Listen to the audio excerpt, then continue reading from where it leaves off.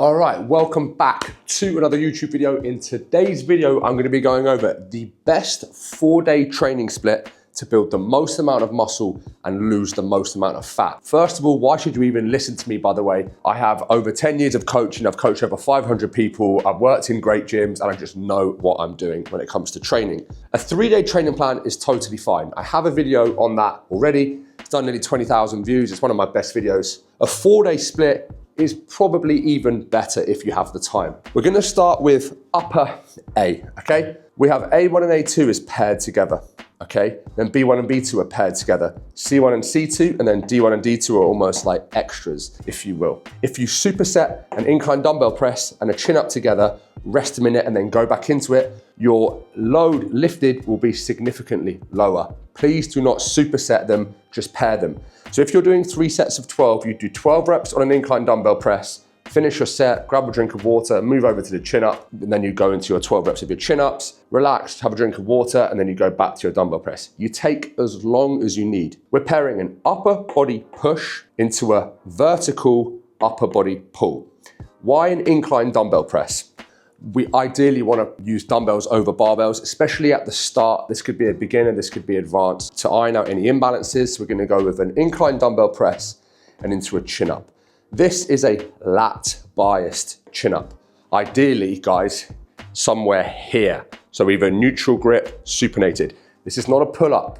Okay, we're not doing pull-ups here where the elbows don't come in. Of course, most people can't do chin-ups. That can be a pull-down, okay? It can be a pull-down, it can be an assisted chin-up. Eventually it's a chin-up, and eventually it's a weighted chin-up, okay? One set, rest. One set, rest. One set, move on, okay?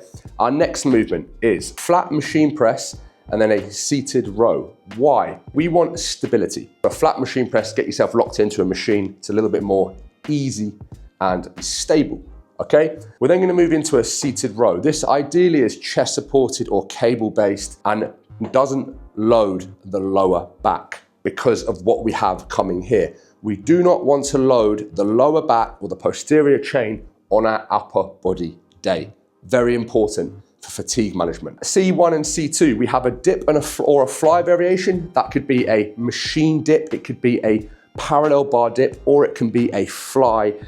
If you're somebody that's lacking your upper pecs, you'd go for a clavicular fly. You could do a decline fly, you could do a pec deck. It's either a dip variation or a fly variation. Get rid of those guys, and then we pair that with a bicep curl. Again, they do not interfere. Here, upper body push, horizontal pull.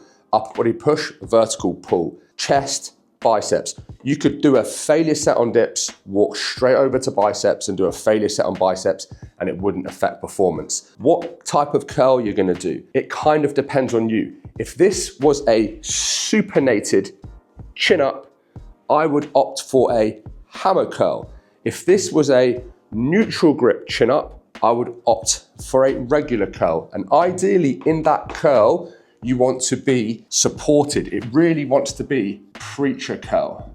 Either a preacher curl or something where you're putting your arm still. You do not want to move. We want to be stable. There's already a fair amount of bicep fatigue from our seated row, but especially from our chin-ups. They're pretty nuked by then, okay? And then finishing off, we move into a lateral raise. I put a dumbbell variation in. Again, it's just more free. A lateral raise, and we pair it with a tricep exercise. I like a rope push down. Again, something where you can be stable. Triceps working here, triceps working here, triceps massively working here, finish them off, okay? Simple, done. Moving into our lower body session. We have a back squat. Ideally, you want to build the most amount of muscle possible. There would be some squatting pattern in that loads the spine. Back squat, front squat, goblet squat, some sort of squat, okay? We don't, in my opinion, you're gonna put more muscle on your body with a back squat where you're working your abs, your obliques, your lower back. You've really got to engage your core. You've got to brace hard than if you were to move over to something like a hack squat, which we do have. Back squat, proper squat, paired with a hamstring curl, seated hamstring curl. We're then gonna move into a leg press and then a dumbbell RDL or a dumbbell stiff leg deadlift. Why dumbbells? Because first of all, our lower back is nuked and we don't really want to go squats and heavy remaining deadlifts in the same session. they're hard to progress over time. So we'd keep the reps a little bit higher, 12 to 15 or so with a dumbbell RDL there. That's still going to nuke your lower body. We then move into our C series, which is going to be a walking lunge variation. We need a single leg movement in there. A walking lunge is my favorite. That can also be a split squat. It can also be a Bulgarian split squat, reverse lunge, front lunge, whatever. And we're going to pair it with hip adduction, adding to the body, legs coming in towards the body. And then we're going to finish off with some calves because we should all train them. Standing, seated, leg press, whichever one your gym has available to you. And then we're going to move into our last movement, which is going to be based on you, either a glute exercise or a quad exercise, depending on what your body needs. It might be a leg extension or it might be a hip thrust. It all depends on what's weak for you. Moving into upper B, our second session. Bearing in mind, guys, there is a day off here. Upper A, lower A, day off. Very important. Otherwise, this isn't going to happen for you. We then obviously chest kind of dominant upper day, more sort of shoulder dominant upper day here, kind of. Starting with an overhead press, barbell, that could also be a dumbbell overhead press. And we're going to pair it with, ideally, a row variation, which loads the spine. Not like this one, okay? We've had our day off. Now we're going to go into a row which does load the spine. Barbell row, T-bar row, pendley row, something heavy off the floor. You're going to build a lot more muscle on your body rowing off the floor where you've got to stabilize than putting your feet up or going chest supported. But it needs to be put into your program in a specific place, and that place is here. We're then going to move into a flat dumbbell press. The overhead press, if you have any sort of back extension at all, you will be working those upper fibers of your chest, yeah? T-bar row, a flat dumbbell press, because we want that dumbbell variation in there, into a pull down.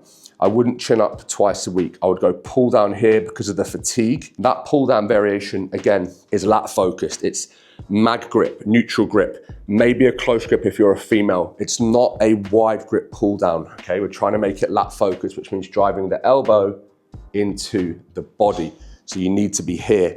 We don't want to do it from all the way over here. Into our second variation, our dip and fly, whichever one you didn't do here, you would do here. And then we're going to move into a hammer curl. Again, if that is a supinated grip pull down, we would do a hammer curl. If that is a neutral grip pull down, we would do a supinated curl. And again, just like before, we're always locking the arm in on a bench, preacher curl, some sort of a machine. We do not need to curl like this. And lastly, to finish off, we have rear delt flies, can be done on a reverse pec deck, can be done on a cable. And then we finish with a tricep exercise again. I've gone overhead here because we had a regular push down. If you have no medial head of your delt, you could lateral raise twice. If you have a big medial head of the delt like me and no rear delt, you'd probably rear delt twice, which is what I'm doing now because I spent the last 5 years lateral raising all the time and I've ended up with no rear head and just a lateral head. Last but not least, we move into lower B,